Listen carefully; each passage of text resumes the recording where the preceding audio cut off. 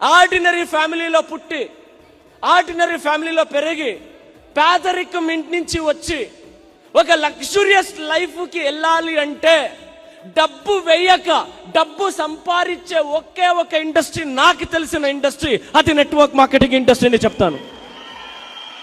నాకే కాదు sir, entire network marketing industry గురించి తెలుసుకోవాలంటే కొన్ని ఒక సబ్జెక్ట్ గురించి తెలుసుకున్నప్పుడు ఎస్ నాకు నా మీద గొప్ప ఫీలింగ్ కలిగే. ఆ గొప్ప ఫీలింగ్ ఏంటి అంటే, బిల్ గేట్స్ ని మీడియా వాళ్ళు అడుగుతారంట, సార్ మీరు ఏదో కారణం గురించి జీరోకి